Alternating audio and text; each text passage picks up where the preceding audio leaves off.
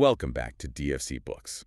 It is genuinely great to have you here with us again. It really is. We were diving into the deep end today, and I mean the really deep end where the light doesn't quite reach. Oh, yeah. But before we get there, I have a request for you. Yeah. We build this show, this entire library of deep dives, based on what you are curious about. We really do. Listener suggestions are the best. Absolutely. We want to know what's sitting on your nightstand, or better yet, what book you've been pretending to have read for years, but, actually haven't. We all have one of those. We all do.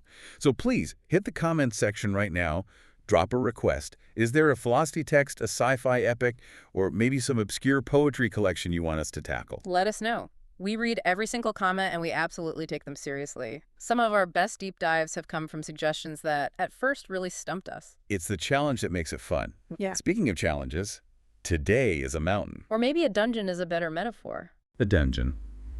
Yes. We are looking at Charles Baudelaire. Specifically, we are cracking open Les Fleurs du Mal, or The Flowers of Evil.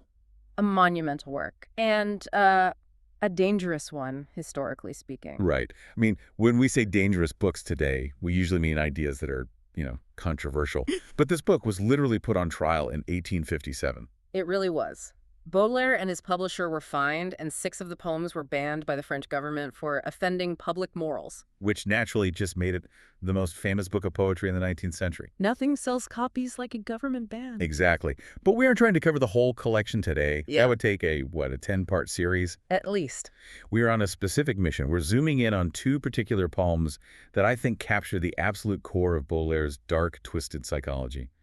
We're looking at Romanos and The Irremediable. Menos. It is a title that just fights you as you try to say it. I practiced that in the mirror this morning. It Right. translates to The Self-Tormentor. The self-tormentor. And the other one, The Irremediable.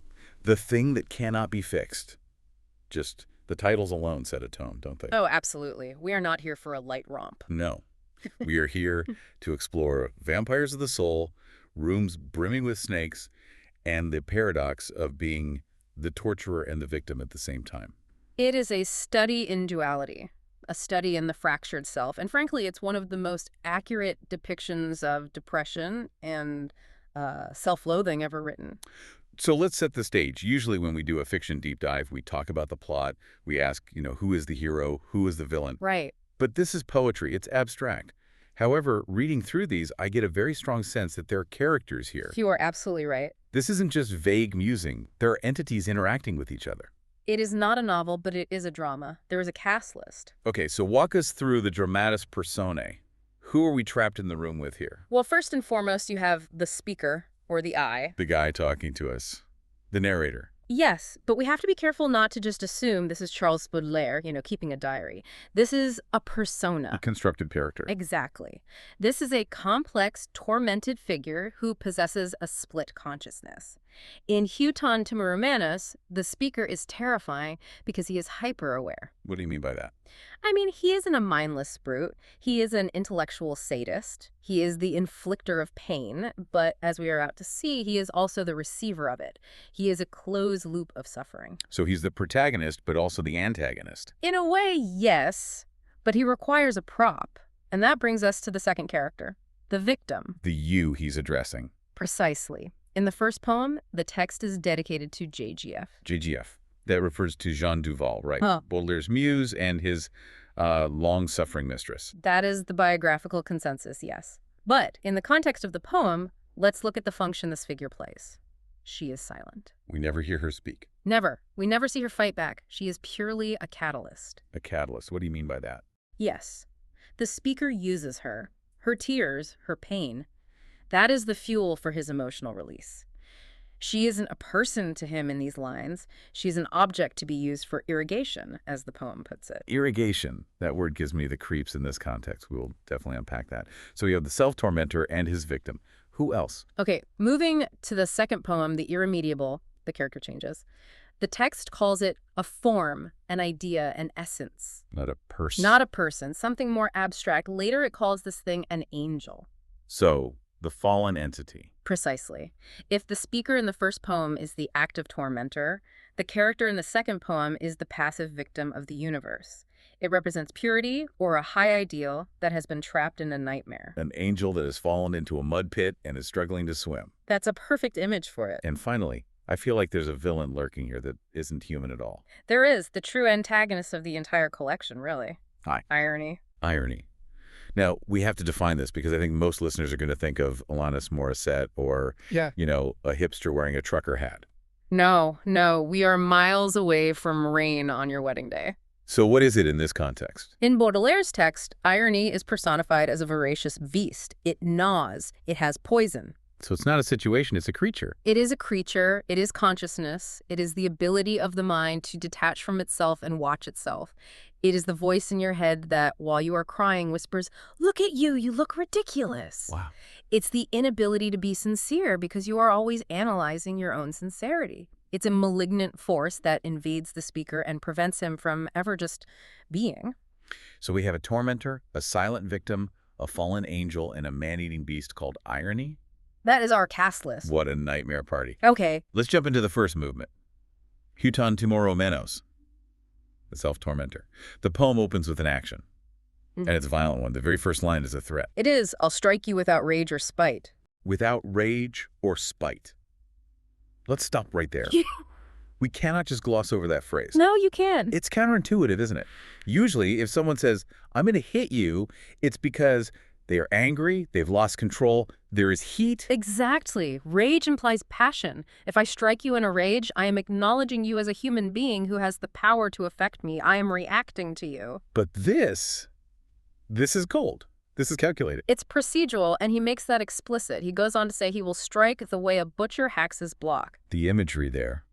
A butcher. It's so specific. A butcher hacking meat isn't angry at the cow. He doesn't hate the steak. No, it's professional. It's just a job. It is a mechanical, dehumanizing action. By using this simile, the speaker is reducing the victim, JGF, to the block. She is just material, dead matter to be worked on. It's chilling because it suggests he's dissociated. He's standing outside of himself, watching his arm swing the cleaver. Yes, and it gets even more complex. Immediately after comparing himself to a butcher, he drops a biblical reference that is, well, it's frankly blasphemous. He says he will strike the way that Moses hit the rock. The way that Moses hit the rock. Okay, so let's pause for the biblical context. For those who, like me, maybe skip Sunday school, what is the story of Moses and the rock? This is from the book of Exodus.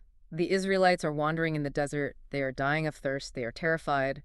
And God tells Moses to strike a rock with his staff. And he does. He does, and miraculously, water gushes out to save the people. It is an act of salvation. It brings life from a dead thing. Okay, so Moses strikes the rock to bring water to a dying people. That's the context. Correct. A miracle. And the speaker here is appropriating that image. He is saying, I'm going to strike you, not to destroy you, but to extract something. He is twisting the miracle. He is striking the victim to extract tears. For irrigation's sake. That is the line. That's the motivation. I'll let the tears of your solicitude wet my Saharan desertscape. Wow. Okay, let's unpack Saharan desertscape. He is talking about his own soul, right? His inner world. He is. And think about that image. He is describing his internal world not just as sad, but as a desert.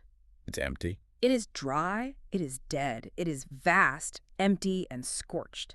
Nothing grows there. He is emotionally arid. He cannot feel. So he needs her tears. A water himself. That is the definition of a parasitic relationship. It's almost vampiric, even at this early stage. It is profound narcissism. He cannot generate his own emotion. He is dead inside. So he has to inflict pain on this other person to force a reaction. He needs that saline flood of her suffering, just to feel like he is alive. To feel wetness in his dry soul. It's like he's trying to jumpstart a car battery, but he's using her pain as the electricity. That is a very, very apt analogy, for irrigation's sake. It implies he wants something to grow in himself. He wants to bloom. But the only water source he has is her misery. Exactly. And he thinks this is good, or at least necessary, because the next lines get even weirder. He talks about hope. Right. My lust for you, a thing of hope, will swim into that saline flood just as a ship puts out to sea. This is the paradox of the sadist. Yeah. He finds hope in the suffering. When she cries, when the saline flood comes, suddenly his lust, his desire, his drive, his energy has a medium to travel in. A ship needs water to move. If there is no water, the ship sits on the sand and just rots. Correct. Without her tears, his ship is grounded in the Sahara. He is stuck in his own emptiness. He needs the flood of her misery to launch his ship. And the ship represents freedom. Freedom, movement, the ability to feel hope or direction. He's launching himself on her sorrow. That is so twisted. I need to hurt you so I can feel hopeful. It's utilizing the other person entirely. It is the ultimate objectification. And note how the imagery shifts. We go from the visual image of the ship to an auditory one. Ah, yes. The echoes of your sob will roll through my inebriated soul. Like drum beats rousing the infantry. Drum beats rousing the infantry. That's a war metaphor. It is a call to battle. Think about what a drum beat does for an army. It wakes them up. It organizes them. It drives them forward into action. So her sobbing. Her sobbing is the alarm clock. It wakes him up. It mobilizes his internal forces. And his soul is described as inebriated. Yeah, maybe drunk on wine, maybe drunk on misery, or perhaps just dazed and confused by his own apathy. But the sound of her pain snaps him to attention. It energizes him. It's like he's dead inside until he hears her cry. That's the event of this stanza, the awakening of the monster through the pain of the victim. Precisely. That is the calculated strike. It is an extraction of life force. But then, and this is why Baudelaire is a genius, just when you think you have him pinned down as this, monstrous, simple abuser, the poem pivots. It does, a hard pivot. We move into what we're calling part 2 of our breakdown, the identity crisis. Yes. The camera swings around. He stops looking at her, the victim, the rock, the block, and he turns the mirror on himself. And what he sees is arguably even more terrifying. Much more. He asks a rhetorical question. But am I not a dissonant note in the celestial symphony? This is a moment of cosmic self-awareness. The celestial symphony is an old classical idea. The Pythagorean idea that the universe is ordered, harmonious, and perfect. The spheres move in music. God is the composer. And he's the wrong note. He is the screech. He is the clashing cymbal. He realizes that he is fundamentally wrong or out of tune with the rest of existence. He doesn't fit in the created order. And why? Why is he broken? Because of the antagonist we mentioned earlier, irony. Irony voraciously gnaws on me, eats me, bite by bite. The imagery here becomes visceral. It's so physical. Irony isn't an abstract concept. It is a predator. It is eating him alive. And then he says, my veins pulse with her poison now. It's not just attacking him from the outside. No, it's an infection. It's systemic. Irony has entered his bloodstream. No, we have to clarify this irony again. It's this hyper-consciousness. It's the inability to just exist. He is constantly watching himself, judging himself, mocking himself. It's like he has a split screen in his brain. On one side, he's living his life. On the other side, there's a running commentary critiquing that life. And the critique is vicious. Incredibly vicious. He says, I am a looking glass of woe that shows her her own nastiness. He has become a mirror for this dark force. So he's lost his own agency. That's a great way to put it. He is merely the reflection of irony. He is just a vessel for this self-hatred. And this leads to what I think is the most famous, most intense part of this text, the great catalog of dualities. Oh, yes. He just starts listing who or what he is. Oh. And it is a rapid-fire list of contradictions. This is the moment where the character really defines himself. Let's go through them slowly because each one adds another layer to the trap he is in. First, I am the dagger and the scar. The weapon and the wound. I mean, usually in any interaction, there is a subject and an object, the person holding the knife and the person getting cut. Right, they're two different things. But he says, I am both. I inflict the pain and I feel the pain at the exact same time. I am the slap. I am the cheek. The violence and the humiliation. The hand that strikes feels the power. The cheek that is struck feels the shame. He experiences both simultaneously. I am the limbs. I am the rack. The rack, the medieval torture device used to stretch people until their joints popped. Horrible image. He is the machine pulling the body apart, and he is the body being pulled apart. And finally, the ultimate paradox. The convict, the executioner. This defines the title, the self-tormentor. There is no separation. He is the judge, he is the one swinging the axe, and he is the one with his head on the block. It is a closed loop. A feedback loop of agony. He generates pain, inflicts it, and suffers it, all within his own mind. It's claustrophobic just thinking about it. You can't escape if you are your own jailer. Exactly. If you run away, the jailer comes with you because he is you. And that is exactly where he lands. He sums it all up with that famous Gothic line, I am the vampire of my own soul. There it is. The vampire. And this connects back to the Sahara image from the beginning. It does. In the beginning, he was trying to get water from the victim. He was trying to irrigate his desert with her tears. But now we realize the problem isn't that he just needs water. The problem is that he's a creature that feeds on life. But since he is isolated, since he is the dissonant note, he turns that hunger inward. He has no other victim but himself. He feeds on himself. He is draining his own life force. He is consuming his own spirit. It's the ultimate act of self-cannibalism. And the final curse.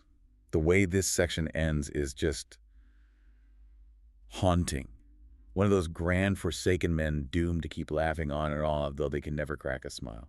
This is a crucial distinction, the difference between laughing and smiling. We usually think of them as the same thing. Happy people laugh and smile, they go together. But here they are opposites. Smiling implies genuine joy, peace, warmth, a real connection with another human. And he says he can never crack a smile. That capacity is dead. It is lost to him. But he is doomed to keep laughing. The laughter here is a manic sound. It's the sound of the dissonant note. It's the sound of irony. It's a mechanical, involuntary reaction to the absurdity of his pain. He's not laughing because something is funny. No, he is laughing like a madman, not like a happy man. He's the Joker, basically, sitting in the wreckage of his own mind, laughing because there's nothing else to do. It's a reflex, not an emotion. It is the tragedy of eternal mockery without a shred of happiness. He is laughing at himself forever. Wow, okay. I think we all need to take a breath after that. That is some heavy, heavy imagery. The vampire of the soul, the laughter without a smile. It paints a picture of a psychological hell that is hard to shake. It is intense, and it is meant to be. Baudelaire wants you to feel the trap. We are going to take a very quick pause here. We've explored the active torture of the self-tormentor, the man who strikes. When we come back, we're going to look at the second text, the irremediable, where the nightmare shifts from a torture chamber to a muddy pit, and we meet the angel who made a terrible mistake. But first, if you are enjoying this deep dive, and enjoying might be a strong word for exploring the depths of the human soul, but if you're getting value out of this, please make sure to hit that subscribe button right now. Please do. DFC Books is all about taking these complex, fascinating texts and breaking them down so you don't have to do it alone. We have deep dives on everything from sci-fi to philosophy coming up, and you don't want to miss them. So hit subscribe, and let's keep learning together. We'd love to have you with us. Okay, we are back. We survived the self-tormentor. Barely. Now we're moving to the second source text, the irremediable. L'irrémédiable, something that cannot be remedied, cannot be fixed, cannot be cured. Great title. Very optimistic. Baudelaire is not known for his optimism. He is known for his brutal honesty about the darker sides of life. True. So let's look at the shift here. In the first poem, we have the speaker actively striking, hacking, being the executioner. It's very active. Very kinetic. Here, the energy feels different. It feels downward. Yes. The first poem was about a cycle, the loop of the dagger and the scar. This poem is about a trajectory, a fall. Gravity is the enemy here. It starts with this description of a character, a form, an idea, an essence. These are abstract, almost platonic terms. It suggests something pure, something that belongs in the realm of the mind or the spirit. This isn't a person of flesh and blood yet. No, it's a soul, an ideal. And where does it start? Shot from the azure heavens. The azure, the clear blue sky, it represents the divine, the high, the clear place where things make sense. It's the realm of perfection. But it doesn't stay there. It falls into the river Styx. The Styx. In Greek mythology, the river of the underworld, the boundary between the living and the dead. But notice the texture. It isn't just water. No, the description is nasty. It lands in a muddy slough no eye of heaven can penetrate. That detail is vital. No eye of heaven can penetrate. It means total isolation. God cannot see you here. The light cannot reach here. It is complete and utter abandonment. So we have this idea or essence falling from the clear sky into a dark, muddy, invisible swamp. It's a degradation. It's a Gnostic nightmare, the pure spirit trapped in the filth of matter. And then the poem shifts the metaphor slightly. It calls this character an angel, a reckless voyager. A reckless voyager. That implies a choice, doesn't it? If you are reckless, you took a risk. You went somewhere you weren't supposed to go. This wasn't just something that happened to him. The text tells us the motivation. Why did the angel fall? It says he was drawn by a passion for the maimed. Passion for the maimed. That is such a specific, bizarre, and brilliant phrase. It sounds like Baudelaire himself. It is quintessential Baudelaire. The angel wasn't pushed by an enemy. The angel was curious. It was obsessed with deformity, with suffering, with things that are maimed. So the angel sees something broken and ugly, and instead of looking away like a good angel, It gets closer. It gets fascinated. It wants to understand the ugliness. And that curiosity, that passion, is what traps it. It leans too far over the edge of heaven to look at the mud, and it falls in. Curiosity killed the angel. Exactly. And now it's stuck. The poem says it is deep in a gulf that he has dreamed. A gulf that he has dreamed. That is a tricky line. What do you make of that? It suggests that the nightmare might be of his own making. He imagined it, he was fascinated by it, and now he is living inside his own dark imagination. The hell is self-created. And he is fighting.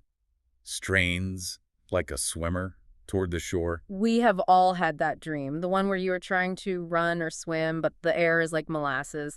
You are fighting, but you aren't moving. And he's fighting against a whirlpool. A whirlpool, a force that pulls you down and spins you around. It is disorienting. You lose track of up and down. There's no escape. And here comes the sensory horror again. Baudelaire is just so good at this. The whirlpool isn't just water. No, it emits a sort of madman song. A madman song. Just imagine that. You are drowning in mud, in the dark, and the water itself is singing to you. And it's not a nice song. It's gibberish. It's insanity. It's not a roar of water, it's a voice. That creates an atmosphere of total psychosis. The environment itself is insane. The world you have fallen into doesn't make sense. And visually, it's as the whirlpool is doing dusky pirouettes. Pirouettes. A ballet move? Yeah. It's dancing. So the whirlpool is dancing and singing like a madman while it kills you. That is terrifying. Yeah. It's like a carnival ride from hell. It's mocking the swimmer. It emphasizes the mockery of the situation. The universe isn't just killing you, it's performing for you while it does it. It's enjoying it. So we have the swimmer in the whirlpool. But then the poem shifts metaphors again. We go from the river to a room. This is part 4 of our deep dive, the trap. Yes. The water imagery fades, and suddenly we are indoors, or at least in a confined space.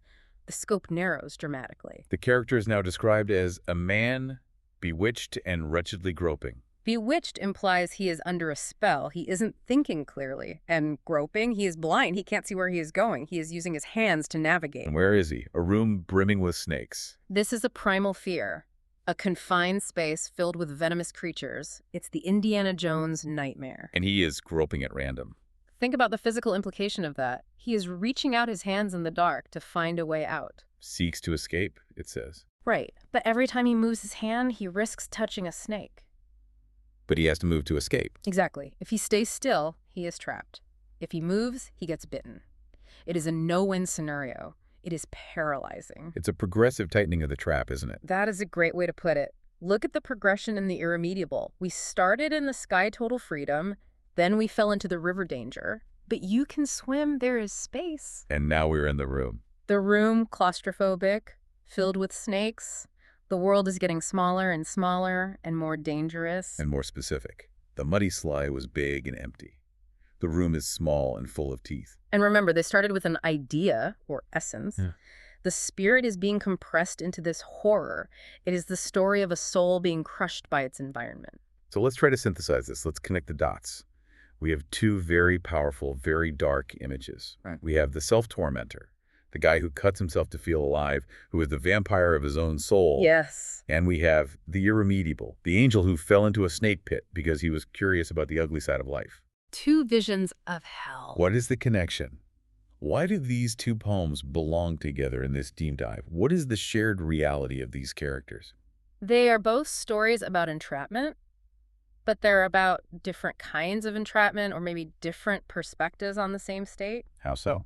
The self-tormentor is trapped by his own nature. He is trapped by his duality. He cannot escape because he carries the executioner and the convict inside him. Wherever he goes, he brings the torture rack with him because he is the rack. Okay, so that's an internal trap, Yeah. a psychological trap, Yeah. and the irremediable. The irremediable looks like an external trap. He is trapped by the environment, by the sticks, by the whirlpool, by the snakes. But, and this is the key, remember the line, it is a gulf that he has dreamed. Ah, so the environment might also be internal. Exactly. The theme that links both poems is consciousness as torture. The suffering comes from being aware. Being aware, explain that. Okay, the speaker in the first poem suffers because he knows he is a dissonant note. If he was just a bad person who didn't care, he wouldn't be suffering. He would just be bad. But he knows about the celestial symphony. Right, so he knows what he is missing. He knows he is wrong. That knowledge is the source of the pain. And the angel. The angel in the second poem suffers because he remembers the azure heavens. Right. If you're born in the mud, maybe the mud wouldn't be so bad. A worm is happy in the mud. Precisely. But because he fell from the sky, because he has the nature of an angel, the mud is torture. The memory of the sky makes the mud unbearable. Being an angel in a mud pit is infinitely worse than being a worm in a mud pit. The worm belongs there. The angel does not. And that contrast, that awareness of what's been lost, is the real torment. So consciousness, knowing who you are, knowing what you lost, knowing the difference between what is and what should be, that is the real torture device. That is irony, that voice that reminds you of the gap between your reality and your ideal. It's the engine of all this suffering. That brings us back to that haunting line, I am the vampire of my own soul. It is the ultimate statement of self-destruction fueled by that very awareness. It makes me wonder, is the madman's song in the whirlpool actually the laughter of the self-tormentor? That is a chilling thought. If the two poems are describing the same mind, then yes. The angel is trapped in the mind of the vampire. The eye is drowning in its own insanity, and that insanity sounds like laughter. Is the room brimming with snakes actually just the inside of the speaker's head? I think that is a very, very valid reading. Perhaps there are no snakes. Perhaps there is no mud. There is only the lust, the regret, the irony writhing around in his brain, biting him every time he tries to think a pure thought. Well, that is terrifying. And also, strangely relatable. I think we have all had nights where our brain felt like a room brimming with snakes, where every thought was a bite. Indeed. We are all, at times, our own executioners. We are all capable of being the self-tormentor. That is the thought we are going to leave you with today. It's a heavy one, but an important one. As you go about your week, maybe ask yourself, are you the swimmer fighting the current? Are you the snake waiting in the dark? Or are you the busher hacking the block? Or perhaps, are you all of them at once? A cheerful thought for your commute. Thank you so much for tuning in to DSC Books. We hope this deep dive into the dark world of Baudelaire gave you some aha moments, or at least some really interesting nightmares. It was a pleasure to descend into the abyss with you. Make sure to leave those comments on what we should tackle next. Until then, keep reading and try to stay out of the whirlpools. We'll see you on the next deep dive.